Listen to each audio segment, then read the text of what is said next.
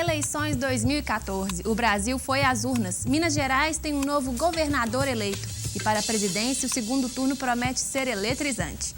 Nessa edição, você vai acompanhar a repercussão dos principais lances que marcaram o processo democrático das eleições em Minas Gerais e no país. Na entrevista de estúdio, destaque para o novo cenário que se instala a partir dos resultados de ontem e as estratégias dos candidatos à presidência na reta final das eleições. Hoje é segunda-feira, 6 de outubro. Está no ar o Espaço PUC, o programa que leva até você tudo o que acontece na universidade.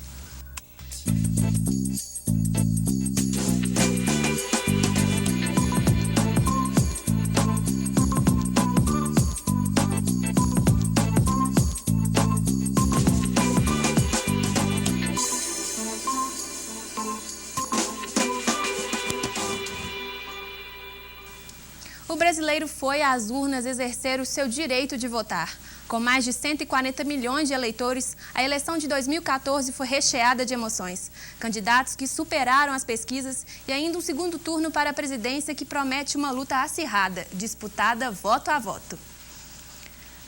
Fernando Pimentel, do PT, é o novo governador de Minas Gerais. Eleição que confirmou todas as últimas pesquisas. Para a presidência, na última hora, o candidato do PSDB, Aécio Neves, dá uma arrancada surpreendente. Desbanca a candidata Marina Silva e vai para o segundo turno com a candidata do PT, Dilma Rousseff, que concorre à reeleição. E aqui no estúdio, nada é melhor do que um especialista nesta área para analisar esse novo momento político do país. Eu recebo o professor da PUC Minas, Malco Camargo, que é cientista político. Olá, Malco, boa tarde. Boa tarde, Raíssa, é um prazer estar com você. Prazer. Eu queria que o senhor... Bom, as eleições começaram no domingo, né? Foram no domingo. Como foi o balanço, assim? Foi uma surpresa? O país foi às urnas? Sem nenhuma dúvida, né? O Brasil foi às urnas, o Brasil exerceu a sua obrigação de escolher um candidato, né? Uma vez que o voto aqui é obrigatório, mas obrigação essa que gera direitos, né? Então é uma obrigação que gera direitos e por isso é tão importante a participação do cidadão. Havia uma certa incerteza se o brasileiro seria muito ativo, compareceria muito às urnas nessas eleições ou não, dadas as manifestações que ocorreram em junho de 2013, mas ao que tudo indica, o valor cívico e a visão de futuro teve maior valor do que uma crítica em relação a momentos passados da nossa democracia. Então, assim, o Brasil quer mudanças na política, né? Não afirmaria isso, não é isso o resultado das urnas. O resultado das urnas mostra que o brasileiro fez escolhas dentro das alternativas dadas pelos partidos, né? Não há nenhuma grande surpresa no que se revela das urnas, não há nenhum grande novo nome.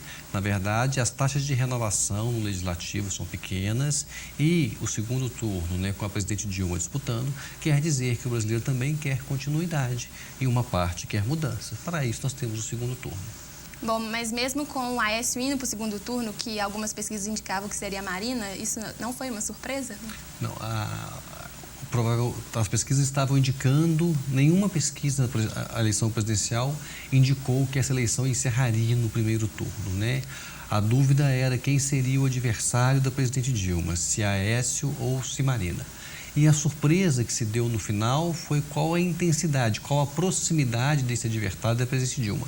Aécio cresceu muito nos últimos 3 dias de campanha, impulsionado por 2 questões. Primeira delas, o debate da Globo e o seu bom desempenho no debate. E o debate da Globo ele teve uma audiência maior do que todos os outros debates somados. Além disso, a repercussão dele nas mídias sociais foi muito grande. De outro lado, uma mudança de estratégia do candidato Aécio de última hora, de se colocar pedindo para si o voto útil, como sendo o único candidato capaz de tirar o PT do poder.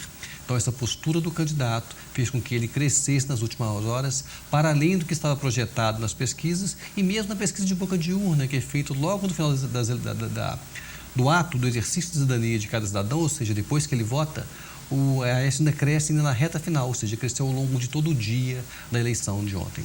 Essas pesquisas de boca de urna, o senhor acha importante ter elas? Tem algum valor, vamos dizer assim? Elas tinham muito valor quando a apuração era por papel, né? Assim, porque demorava-se muito, 2, 3, 4 dias para saber o resultado da eleição. Então a divulgação dela diminuía muito a ansiedade de partidos e do eleitor como um todo. Agora, né, por exemplo, a eleição presidencial ontem teve ela só podia ser divulgada, a pesquisa de boca de urna, a partir das 19 horas. A hora que ela foi divulgada, com mais de 20 mil entrevistas, nós já tínhamos mais de 70 milhões de votos apurados na relação às urnas, ou seja, a apuração da urna é muito melhor do que a pesquisa de boca de urna. Então, ela faz pouco sentido hoje em dia, com o mérito do nosso Tribunal Superior Eleitoral, que desenvolveu um método de apuração muito eficiente, as pesquisas vão ficando sem sentido. Elas ganham 2 horas, 3 horas. É muito dinheiro para reduzir tão pouco tempo a ansiedade de políticos e também de eleitores.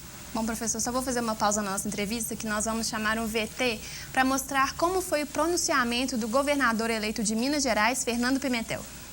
O candidato eleito para o governo de Minas Gerais, Fernando Pimentel, fez um pronunciamento oficial logo após o resultado das eleições.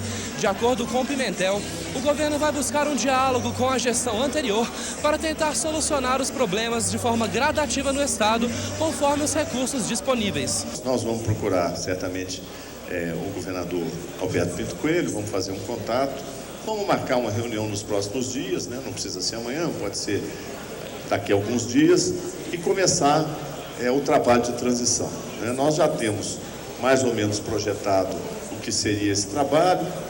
Vamos ter que montar uma comissão com representantes dos partidos, mas uma comissão de perfil mais técnico do que político, né?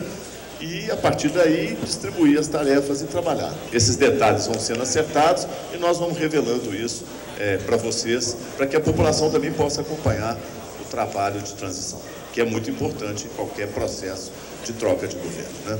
Então, eu acho que o que o povo de Minas pode esperar de nós, e já espera, é que a gente ofereça a eles o que eles nos disseram ao longo da campanha, que querem um governo participativo, próximo das pessoas, aberto ao cidadão e à cidadã. Um governo que governe a Minas real, e não a Minas fictícia, a Minas virtual das propagandas. É a primeira vez que um candidato do PT é eleito para o governo do estado de Minas Gerais. A eleição foi realizada em primeiro turno. Mauro Ferreira, eleições 2014. Bom, professor, a gente viu ali que é a primeira vez que um candidato do PT assume o governo de Minas, né? Quais que são as mudanças para o governo? O que Pimentel tem apontado, né? A primeira coisa é o perfil do Pimentel. Pimentel tem uma origem a toda a carreira do PT, mas também mais alinhado com o discurso técnico e de gestão. Então, é o perfil mais técnico dentro do partido. Perfil que se assemelha muito ao grupo que administra Minas Gerais desde quando Aécio Neves assumiu o governo do estado, né? Então, nós não temos grandes mudanças na forma de administrar Minas. Mas Pimentel tem apontado 2 diferenças importantes. Primeiro, um governo mais participativo, ou seja, mais capaz de ouvir as pessoas, mais próximo das pessoas.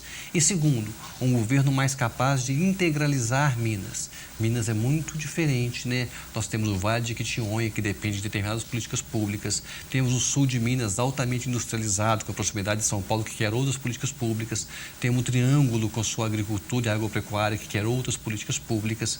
Temos a dificuldade de mobilidade na região metropolitana. Então, um governador, para tornar-se eficiente em Minas, tem que ter sensibilidade para essas diferenças regionais. Essa é a proposta de Pimentel colocada e é a proposta que conseguiu convencer os eleitores, e por isso ele venceu no primeiro turno.